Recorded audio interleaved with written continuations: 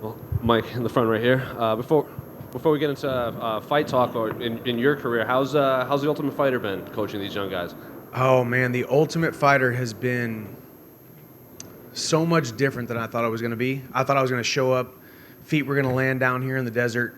I was going to put a couple random people through some workouts, do some fights, win, lose or draw. I don't really care. I just want to be here and get in Conor's face and show him that I'm better than him in every sense of the word. Turns out I fell in love with these dudes. Their passion, me even being a coach, like I don't think I will never be a coach after mixed martial arts is over. I don't think that's the career path that I'm going to take ever. But in this microcosm, it's been an absolute blast. I'm so much more emotionally and spiritually invested in these guys' success. I wanted to come here to beat Conor. Turns out I want my guys to win more than I want to beat Conor.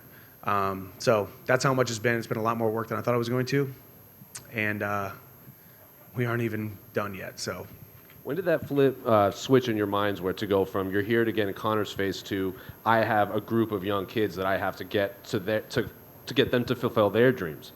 honestly, the crazy thing was, we got here, did some. I mean, I was here for like 2 days and did some photo shoots and did some little, hoopla show opening stuff, and then all of a sudden, this group of people were in front of me and Dana and Connor, and then all of a sudden I had my team, and I had a team with my name on the back of the jersey, and what it meant to me to have my name on the back of all those athletes' jerseys and their future in my hands. I mean, as soon as I met them, and then we went through our first workout, and then started hearing all their stories, their backgrounds, where they have been, their ups, their downs, their wins, their losses, their families. They're just like me, there's not a lot of difference between all of us fighters, and I didn't come here to be this dictator. I didn't come here to be this big time coach. I came here to be their friend, their mentor, their big brother, the shoulder to cry on, and the guy who's going to make them believe in themselves. So it was from the very beginning, and Team Chandler's performances have showed it thus far. Well, without getting too specific, because I know you can't give away spoilers, how has it been being around Conor McGregor these past few weeks? It's always fun and cordial until it isn't. It's always copacetic until we hit the boiling point. Connor and I are natural born competitors. As I said, I came here to prove that I'm better than him in every sense of the word, in every single aspect of competition, not just us fighting later this year, but in this competition of the Ultimate Fighter. Connor and I have a lot of mutual respect. A lot of mutual respect for each other. He, even in his awesome, brash, trash talk, behind all of that stuff, he's got a lot of respect for the sport, for the purity of mixed martial arts, the purity of martial arts, and all of its competitors. Connor and I have a lot of mutual respect for one another, but ultimately, I don't know if we like each other as much as we thought we were going to. And the good thing is we get to settle it with 4-ounce gloves under a certain rule set in a contest later on this year, and I can't wait to do it. To go off of that, when they announced this fight, there was no date, there wasn't a weight class announced. So, do you have any info you can give us in terms of all that? No info yet. I'm looking for info. But I don't. At this point, I don't think it's going to be at 155. Connor's expressed it's going to be at 170. I would love it at 170. I'll fight him at 185. I'll fight him at whatever weight class we want to fight. I could care less. I just want to fight the man. It would make a lot of sense from the airing of the show ending in August for us to fight sometime in September, October, sometime this fall. I haven't heard an actual date, but I'm planning to be ready by August, September, October, whenever. The final one for me, Connor said that obviously he thinks he'll slice through you, I think was his exact phrasing. You told Oscar for the Mac Life. So what's your prediction of how this fight eventually plays out? No, it's great.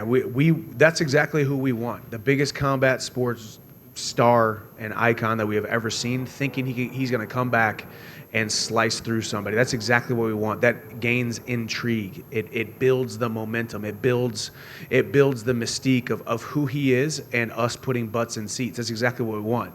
I can tell you this, it's definitely not going to happen. I can tell you this, I see it going a much different way. I think I've seen enough of Conor over the last couple weeks to know that I am going to not just slice through him, but bludgeon him with both of these hands and do whatever I want, both standing or on the ground, and finish him by the second round. That's my Mystic Mike prediction, and I stand behind it. Mike, you said you came here to get in Conor's face, and you put a picture up on your Instagram the other day of the two of you seemingly in each other's faces. Has there been a few tense moments? There has been, yeah. I mean, it's always fun too. I mean, you got to remember too. Aside from what we're going to see on ESPN later this summer, we show up to a production crew. We show up to itineraries. We show up to, hey, you're doing this, you're picking teams, you're doing all this kind of stuff. Conor's getting his footing, I'm getting my footing. We're not really that worried about each other. We're here to do our job and figure out how we're going to coach these guys. Mutual respect. Hey, I'm not worried about you. I'm going to try to figure this out. I'm going to pour into my guys. He's pouring into his guys. Then all of a sudden we get our footing under us and realize, okay, now it's time to go after that guy, the guy that I can't wait to beat up later this year, the guy that I can't wait to compete against, the guy that I can't wait to go out there and prove myself against.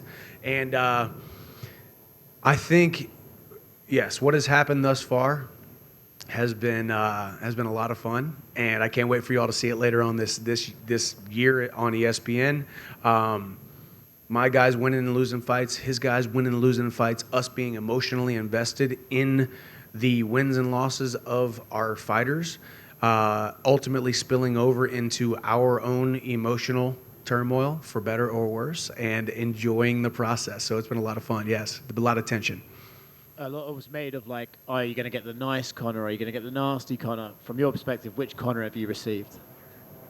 Conor, I think I made my prediction correctly when I see a guy in Conor who is so good at looking at the Venn diagram of good guy, bad guy, and guy in between who doesn't quite know when he's going to be crazy mean, crazy witty, crazy nice, crazy respectful, only crazy respectful just to set you up to lower your guard just so he can spit you with some venom the next day. Conor on Monday is different than Conor on Tuesday, who's different than Conor on Wednesday, and I freaking love it. I absolutely love it. I came in with my arms open, my hands open, saying I have no idea what to expect here.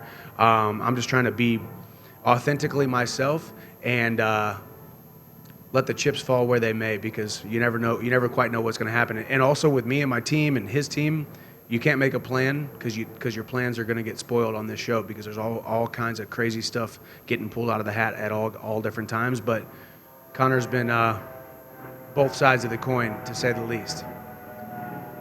Hey, Michael, back here. Michael, I'm just wondering, I'm assuming you've been out there in the arena. Is it a little awkward to watch Conor McGregor's whole movie play out? And do you plan to watch Roadhouse with Jake Gyllenhaal? I actually haven't been out there yet. I was actually going to go meet those guys because I know they're going to film this scene again. I flew down to the Dominican Republic and did a scene with Jake 2 weeks before the last fight as well. So I'm friends with him and one of the stunt coordinators, Steve Brown, who I actually wrestled at the same time with in college. He wrestled at Central Michigan. But yeah, I mean, I think the remake of Roadhouse is one of the awesome kind of movies here in the United States. Huge cult following. Jake Gyllenhaal, admittedly is one of my favorite actors of all time, even before I got to meet him and realize that the man that Jake Gyllenhaal is, aside from being an A-list celebrity, is actually really cool and really normal. So, it'll be interesting to see Conor on the silver screen, on the bright lights of Hollywood. That's what I said, too, before this fight got announced. It's bad enough we had to compete with the Bentleys and Bugattis and Lamborghini yachts, and now we have to compete with the bright lights of Hollywood when he was filming Roadhouse. But he came back. He agreed to the Ultimate Fighter. He has agreed to fight me. He and I are building something beautiful here, and I can't wait to go out there and give you guys an awesome show. Now, we are in Las Vegas. I want to put some money down. How much should I bet that Kill Cliff will actually stay the name of your team and gym? I don't know. At this point, we're just known as the Big Gym in South Florida. That big gym. I have no idea, aside, with the business dealings behind the scenes. I know the group of men that I train with, the group of coaches and training partners, plus the facility that we have in South Florida, Deerfield Beach, Florida, is second to none. Generaled by Henry Hooft, what he has built there. My manager as well, Dave Martin, has we've built something absolutely awesome, and our wins speak for themselves. So I will continue to represent them, but as of right now, we're pretty much known as that big gym in South Florida. Mike, over here. Yep. So at the top of your division, obviously we have Islam Makhachev. I know that's a fight down the line. You're probably eyeing. Just how do you look at that fight stylistically? Because I think with your style, with your striking and your wrestling, it's very interesting. Don't you do it, man. This is what always happens. You guys ask me to talk about Islam, and then all of a sudden the headline is, "Oh, Chandler thinks he can beat Islam." When I'm over here, I know, future. I know. But this is what always happens. No, I mean, I have a ton of respect for Islam. As I have said in previous interviews, Islam running through Charles and then beating Volkanovski. I picked Volkanovski to win. I did. Once again, I have been proven wrong. Once again, my foot is in my mouth. So I think Islam is blossoming into, at the right time, the champion that he is and will be and who we thought he could be. We weren't quite sure. I think we put the cart before the horse when it came to Islam Makhachev. I stand behind that. But now, at this point, at this juncture, I think he has proven himself to be the guy. Ultimately, I think all of us think we can beat anybody on any given night. I think you put me in a octagon anywhere around the world against Islam, I think my chances are pretty darn good. But ultimately, he's proven himself thus far. He's our champion for a reason. I'm going to go out there, smash Conor, get my hand raised, and then maybe fight him later on. Should he be at number one on the pound-for-pound list? Because obviously Volkanovski was in that spot. I don't know about that. I don't think you beat a guy a weight class below you and then go above him. I mean, a win is a win unless it's a different weight class, ultimately, So Volkanovski, in my mind, the guy who has cleared out his division only to go up a weight class to take a chance to possibly capture the double champ status, shouldn't lose his number one pound-for-pound spot by losing to a guy who's 10, 15 pounds heavier than him. And just last one for me, speaking of weight classes, has it been confirmed that you and Conor are going to fight at lightweight or welterweight? And what's a possible date for that fight, too? What are you kind of hearing? Can you give us some insight? He's talking about 185. We'll see. He was talking about 185, and I called his bluff. I think he doesn't think I'm as heavy and as dense as I actually am. I'm sitting here at 191 pounds. So I'll fight at 185. I'll fight at 170.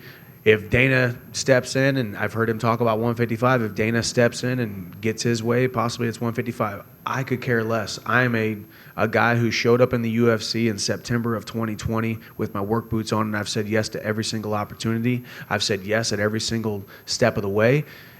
They want to do it at 170. I think that's a nice little sweet spot. And as I've said, too, this show ends in August, so it would make a lot of sense for us to fight in September. I hope it's in September, and I think this fight is too big to do T-Mobile Arena. I think we sell out Allegiant Stadium or Dallas Cowboys Stadium. Mike, one more quick one. Eddie Alvarez gave an interview this week, and he said he tried to make that trilogy fight 3 times, and it's not on him, and he says it's just you don't want to fight him. So can you clarify what Eddie means by that?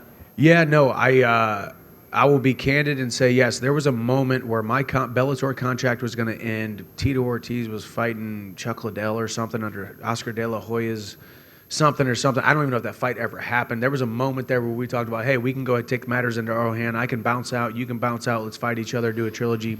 That was the only time that there was any kind of contract talks happening. Obviously, as fate would have it, I re-signed with Bellator, fought out my contract, and now everything has worked out perfectly. So sometimes, these fighters want to take their it was just a conversation. It wasn't my idea.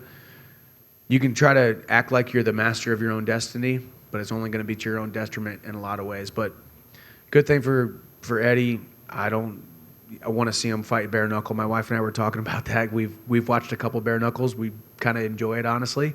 But I don't want to see Eddie Alvarez getting punched bare knuckle. But I don't think that trilogy will ever happen. My fault, his fault, don't matter. We'll see. Iron Mike. Yes. As of right now, Conor McGregor still not in the USADA pool. You want to fight in September or October, but how long are you willing to wait? Yeah, no, that's a good question because I actually just asked my management today to start putting pressure and figure out. Right now, we're at March 3rd or 4th. If we want to fight in September, he's got to hop in the pool. That's just the simple fact of the matter. So, we will see. I could care less, man. I don't care what he weighs, what he's doing, how long he's in the USADA pool. It does not matter to me. It's another man with 2 arms and 2 legs, and I've been doing this for over a decade. So I'm excited to go out there and compete against him. But, yeah, ultimately, rules is rules, and we got to figure out how to get around the red tape and get him in the pool and get him tested and all that kind of stuff. So we'll see.